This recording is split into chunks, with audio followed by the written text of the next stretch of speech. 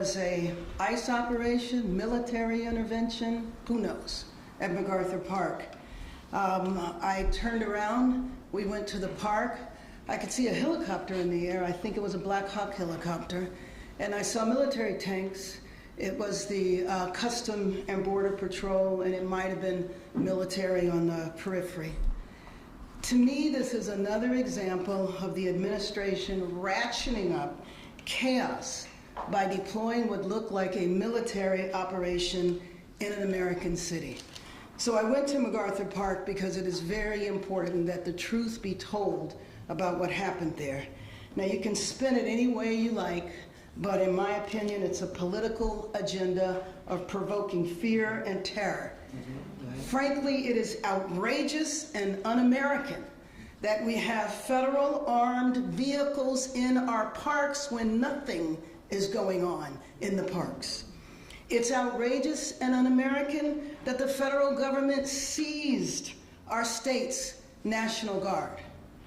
It's outrageous and un-American that we have U.S. Marines who are trained to kill foreign soldiers overseas deployed in our American city.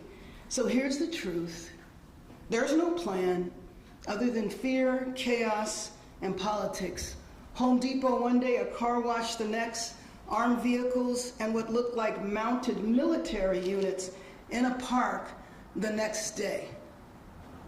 What happened to the criminals, the drug dealers, the violent individuals who were in the park today were children. It was their summer camp, their summer day camp. Those kids now have no activities this afternoon. They have to stay inside. They were ushered inside so that they didn't get exposed to the troops that were walking in formation across their playground area. We did not want the children to be aware that it was ICE.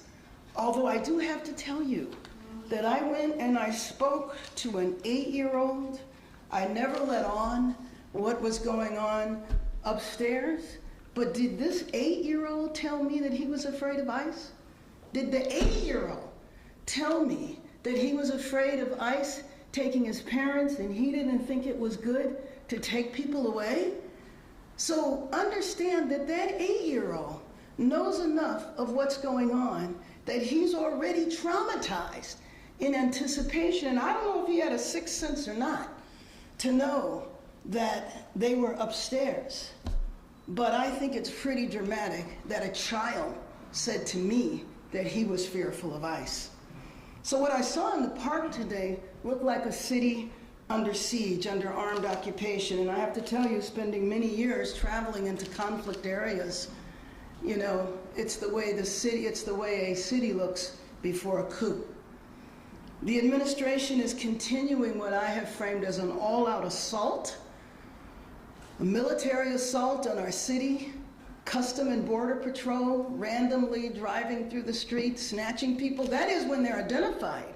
It's Custom and Border Patrol, but we know sometimes they're not identified, so we don't know who they are. Well, I just think it's important that we continue to tell the truth to the American people. There was no protest. There was no disorder that required that. MacArthur Park, we've been working on, the mayor's office and the councilwoman here, Councilwoman Hernandez, have been working on to improve conditions in that park for the last couple of years. And I just want to say, do we have the ability to show this? Because I did want, the world needs to see the troop formation on horses walking through the park. In search of what? In search of what? They are walking through the area where the children play. The children had to be ushered off. What you see is them in a skirmish line with the horses walking through. I do not believe that anyone was detained. Maybe they were. But then again, I don't think the goal is to detain. I think the goal is to spread fear. I think that's what it is. It's to terrorize Angelenos. It's to say to immigrants that are in our city of immigrants that they need to stay home. They shouldn't go to work. They shouldn't go to school because we're coming after you. Let me just acknowledge the organizations behind me. SALAF, the Salvadorian American Leadership and Educational Fund, CHIRLA, Carescent, Clinica Romero, SEIU USWW, SEIU 721, St. John's Clinic. By the way, the St. John's Clinic was attempting to provide medical care to people in the park. They had to shut down because of the troops. Proyecto Pastoral, representatives and staff, local, state, and federal levels, UTLA, and the Central City Neighborhood Partners. With that, let me introduce the President of the City Council, Marquise Harris Dawson. Thank you so much, everybody, for being here, and thank you to Mayor Bass. The council is very proud that the city at this moment is led by Mayor Bass. It's one of the toughest moments we faced as a city. In a city council of 15 members, it's rare that we all sign on and take the same position forcefully on an issue. And last week, Tuesday, we stood together, all 15 of us, condemning the raids, asking ICE to get out of our city, and indicating that we're going to remain resolute on our status as a sanctuary city. This morning was horrifying for so many of us. I happened to be on the phone with the chief about another matter, and he starts to describe to me what he can see on video happening in MacArthur Park, which by all the videos that we see and all of it and all the inside information that we've gotten, it's not clear that anybody was picked up. It's not clear that there was even a illegitimate immigration enforcement goal for this morning. This morning looked like a staging for a TikTok video. And what we say to Border Patrol as the council, if you want to film in LA, you should apply for a film permit like everybody else, and stop trying to scare the bejesus out of everybody who lives in this great city and disrupt our economy. Every day they are here, they disrupt the economy, and they cost this state and this city and county millions and millions of dollars in real money, but also the kind you can't count. And that's making people scared to leave their houses, and making people scared to go to school and to the doctor and to call the police or the fire department when something is wrong. That is the kind of havoc that's being visited upon our city. And so we're very proud of what's been done in MacArthur Park, and we're going to continue that work, but we need ICE out of LA now. And with that, I'll ask my colleague from the 1st District, who's led, along with the mayor, the great work at MacArthur Park, and it was on the scene very, very early, from the 1st District, Councilmember Eunices Hernandez.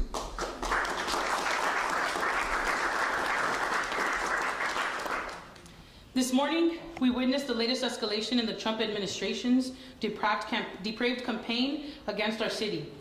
The National Guard descended onto MacArthur Park, bringing troops, military weapons and equipment, and armored vehicles to a community park, a community hub, a place where families gather. This happened while summer camp was in session at the park, and instead of playing games with their friends, young children were subjected to having to be ushered into the lower part of one of our buildings as terror was taking place in our community, as they were in a space where United States soldiers were there with weapons here against Americans in the city of LA. MacArthur Park is the Ellis Island of the West Coast. It was chosen as this administration's latest target precisely because of who lives there and what it represents: resilience, diversity, and the American dream. It is no coincidence that the president would target a place that so clearly embodies the values he has spent his time in office trying to destroy. When we invade and surveil our own neighborhoods, when we scapegoat and demonize immigrants, when we disregard due process, we are no longer living under the rule of democracy. We are living under occupation and authoritarianism. The actions from the federal government over the last month do not represent the values of our city or of our country. Sending United States soldiers to intimidate children at camp and señoras at the bus stop is not making anyone safer. Raiding Home Depots is not stopping crime. Tearing families away from their children isn't upholding family values. And let me be clear, the cruelty and the chaos that we see is the point.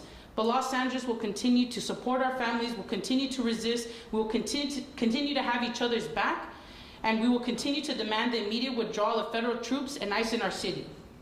And now a call to all electeds and all people all across the country, from local cities, municipalities, jurisdictions, aldermen, governors, everybody. Please understand that what's happening here in the city of Los Angeles, we are the canary in the coal mine. What you see happening in MacArthur Park is coming to you. $140 billion new budget for ICE. What do you think that's going to do? That's going to transport what's happening here in our neighborhoods to your front doorstep. So wake up.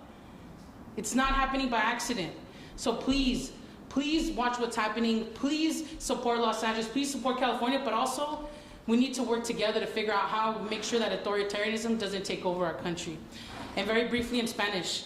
Hola, buenos días. Yo me llamo Eunices Hernández, soy la concejal representando el primer distrito aquí en la ciudad de Los Ángeles, que también incluye el vecindario y la área de MacArthur Park. Hoy lo que vimos ocurrir en MacArthur Park fue que agentes federales llegaron en caballos, con trocas militares, con pistolas, a tomar espacio, a crear terror y miedo aquí en nuestra comunidad. No tenemos los números de gente que se han llevado o se han robado. No pensamos que se han llevado gente, pero lo que ocurrió hoy fue una acción para intimidar a nuestra comunidad, para que gente no salga de sus casas. Y ahorita lo que quiero que entiendan la gente es que prepárense, recuérdense sus números, hagan sus planes, cuiden sus hijos, hagan lo que tienen que hacer para mantener sus familias juntas, y nosotros vamos a tratar y figurar cómo podemos apoyar nuestras familias. Y también para agentes y representantes en otras partes del país, entiendan lo que está ocurriendo aquí en nuestra ciudad, que está ocurriendo en MacArthur Park. Eso va a llegar muy pronto a ustedes. Más de 140 billones de dólares nuevos en el presupuesto del departamento de ICE. ¿Qué ustedes creen que va a pasar con ese nuevo dinero? Lo que está ocurriendo aquí va a llegar a otras partes. O por favor, abren los ojos y apoyen a sus comunidades para que podamos sobrevivir lo que está ocurriendo. Y le quiero dar muchísimas gracias a nuestro alcalde y también a nuestro presidente del concilio, que han estado trabajando muy duro, hablando con representantes de todo el país para asegurarse que nuestras familias no sean arrebatadas, que no sean impactadas. So, muchísimas gracias por su apoyo. Thank you.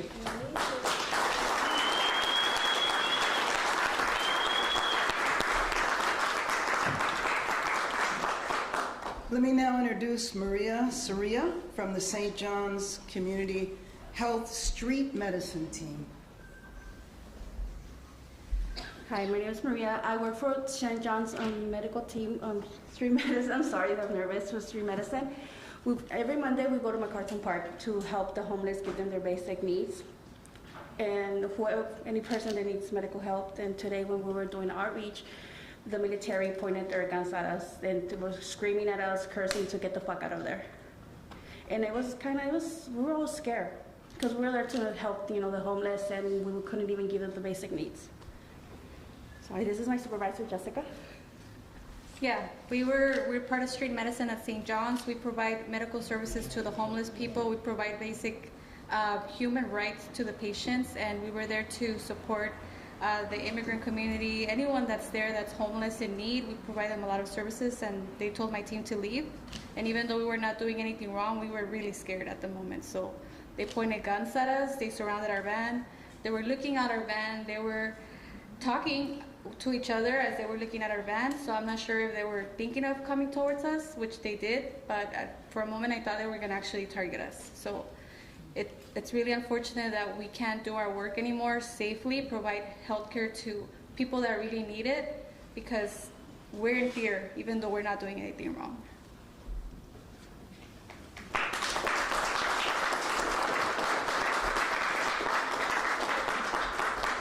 Looking for the hardened criminals with St. John's, Clem. In your van and in their booth that they had to close down. Let me introduce Jeanette Zanipatan, the Director of Policy and Advocacy for Chirla.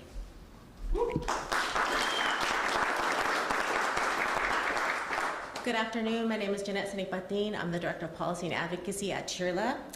At nearly 31 days after the military siege of Los Angeles by the federal government started, more than 2,300 Angelenos have disappeared and uprooted from their homes and communities. One of the largest concentrations of armed personnel gathered today in the heart of Pico Union at MacArthur Park in Wilshire to inflict terror and confusion simply because they can. This is antagonism towards a whole city, cruelty to the maximum, and chaos for the sake of chaos. This isn't immigration enforcement. It's an assault of American values, and if it can happen in Los Angeles, it can happen anywhere. This doesn't just harm immigrants, it destabilizes communities. Our local economy is suffering, and public safety is compromised for all of us, and we are all less secure. Whatever these operations are about, they must stop. The random psychological warfare on Los Angeles and communities, our surrounding communities, must stop immediately, and our neighbors and loved ones must be released and come home. We call on the community to remember to exercise their rights, to remain calm, and to contact one of the Rapid Response Network numbers, such as 1-888-624-4752, should they need any referrals or assistance. I'm going to repeat this in Spanish. Hola, buenos días. Mi nombre es Janet Senipatin. Soy la directora de Advocacia y Política en Chirla. Casi después de 31 días del inicio de las operaciones de ataque militar en Los Ángeles por parte del gobierno federal, con más de 2,300 angelinos desaparecidos y separaciones de sus hogares y de sus familias. Una de las mayores concentraciones de personal armado se reunió hoy día en el corazón de Pico Union, en el parque de MacArthur Park, para sembrar puro terror y confusión simplemente porque quieren. Los cambios tácticos seguimos mirando desde la administración muestran que su crueldad no tiene límites. Y la razón por qué lo hacen es porque pueden y quieren nada más. Esto no es control migratorio, es un ataque a los valores estadounidenses. Y si puede ocurrir aquí en Los Ángeles, puede ocurrir en cualquier lugar. Esto no solo perjudica a los inmigrantes, sino sirve para desestabilizar a las comunidades enteras. Nuestra economía local sufra, y también la seguridad pública para todos sufra igualmente. Sea cual sea el propósito de estas operaciones, debe de parar. La guerra psicológica y discriminada a Los Ángeles y a las comunidades debe cesar de inmediato, y nuestros vecinos y seres queridos deben ser liberados y regresar a sus casas. Hacemos un llamado a la comunidad que se recuerde ejercer sus derechos, mantener la calma y comunicarse con los números de la red de respuesta rápida, como el número 888-624-4752, si necesitan ayuda o asistencia de cualquier manera. Aquí estamos para apoyar a la comunidad. Gracias.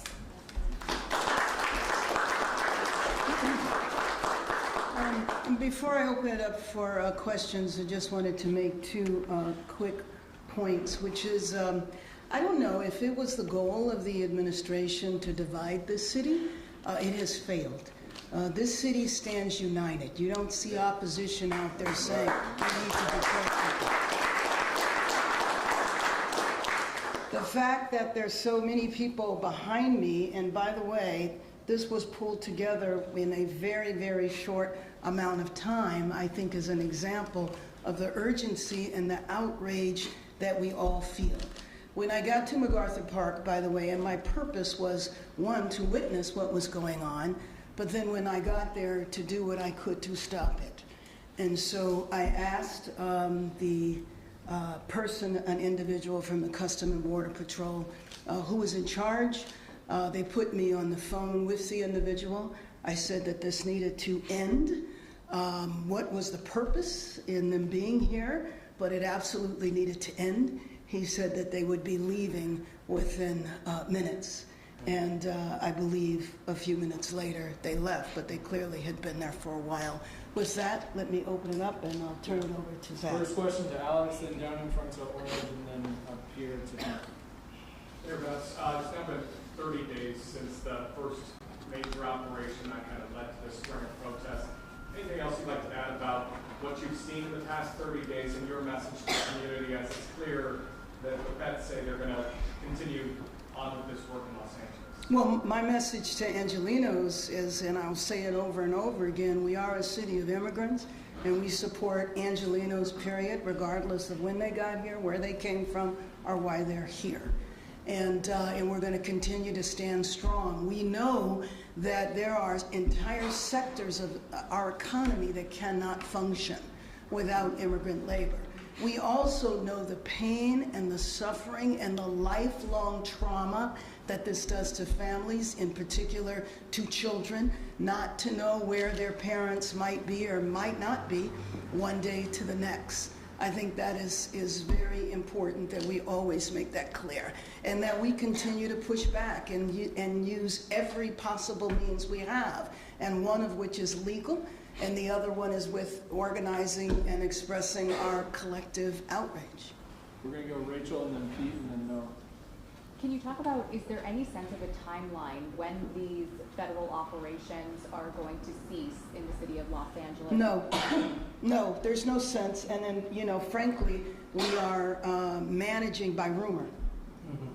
And so when we hear of a rumor, which we had heard rumors about MacArthur Park for some time, and today they came to fruition, which was a real, you know, again, just such a disservice to the city. What was going on? Now, just by chance, I drove by MacArthur Park this morning on my way here, as I often do. And the park was quiet. There were some of the usual actors that are there until we deal with the addiction, you know, and mental illness. But that's the whole point of St. John's Clinic. That's the whole point of the healthcare providers. That's the effort the councilwoman has been leading, is that we need a comprehensive response to the area. But your question, I'm sorry, no, we don't know how long this is going to last. I've heard 30 days, I've heard 60 days. We're going to go Pete and then Noah, and if folks could say what outlet they're with. Madam Mayor, would you say that this was a pushback by the federal government regarding the statements that most of the people here have said over the last 30 or 40 days regarding this is LA, You know, Lights Out, everything else, and they're responding by saying, sorry, this is federal law, we're going to enforce it here. You know, if that's the case, if our troops would be used in that manner to push back because of statements that have been made, that's extra outrageous.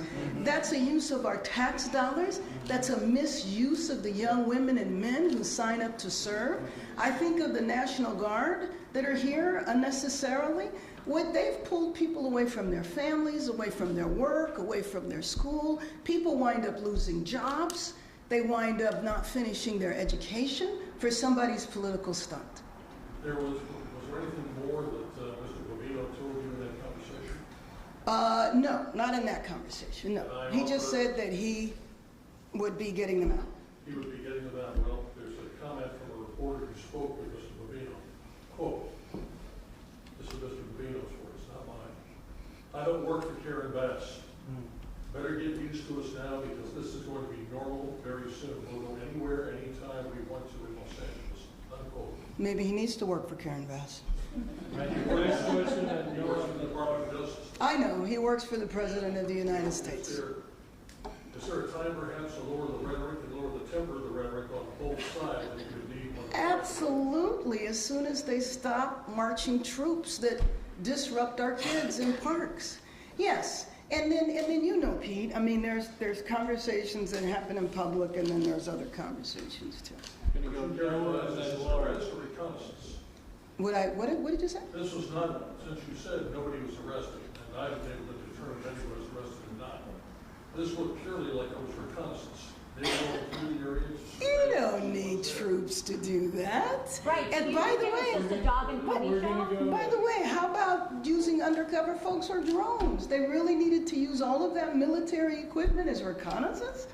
Yeah, so you think it was just a dog and pony show? Well, I call it a political stunt. If you want to call it a dog and pony show, go right ahead. Noah. Same thing. With this going on for more than a month now, are you starting to feel like you're not even in control of the situation, or is there a feeling of helplessness? No, I will never feel helpless, and I don't think anybody here feels helpless. That's not in our DNA. We're going to continue fighting. Summer of resistance. Started the summer. You're going to go to Laura? Mayor Bass, he's calling for you to get used to it. What is your I'm not response going to get that? used to There it. ever a scenario- I'm not going to get used to it because last I checked, I was elected to be mayor of the city. That did not include a federal takeover. So either you believe in democracy or you don't.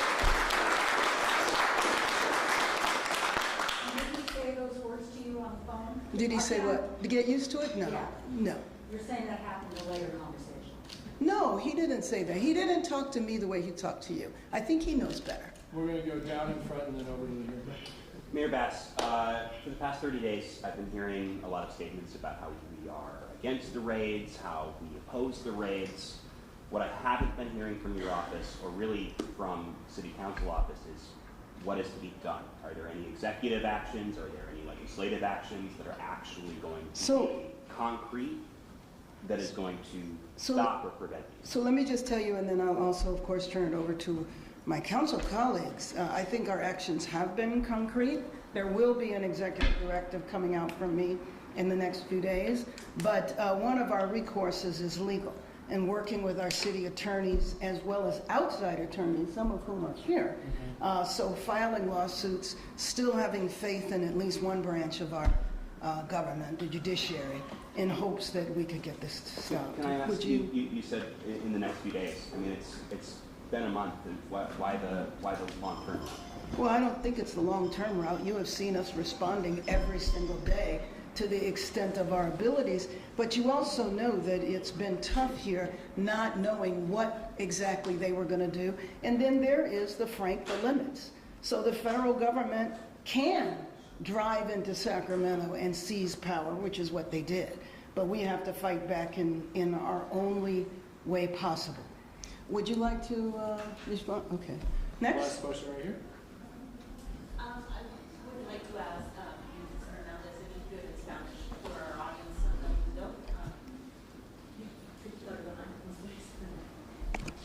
La alcaldesa acaba de decir que no se ha desesperado, que no se han dado por vencidos, que se está haciendo algo. ¿Qué le diría a esa gente que está desesperada, se está dando por vencida y está asustada y viendo que no parece haber un recurso que el gobierno local pueda hacer para defenderlos? Lo que quiero que la gente entienda es que el gobierno federal sí tiene poderes, quieren entrar, quieren tomar posesión del estado y de la ciudad.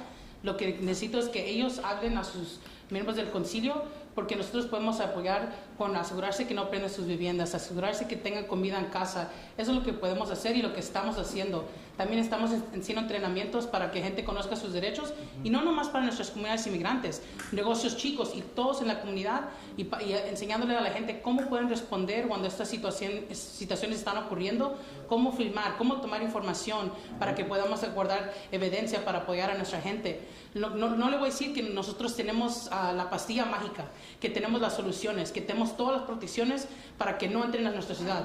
No tenemos ese poder, pero donde estamos peleando es en las cortes, donde estamos también peleando es aquí localmente y pasando leyes para mantener a contabilidad con nuestros departamentos aquí en la ciudad, y también enseñando a la gente cómo pueden apoyar a sus miembros de la comunidad y tomando evidencia y todo eso. Eso es lo que quiero decir. Por eso la gente tiene que prepararse, tiene que conocer sus números, tiene que saber a quién hablarles si están en una situación crítica, dónde van a estar sus hijos. Esto no es algo para dejar, ojalá va a ocurrir, eso es no.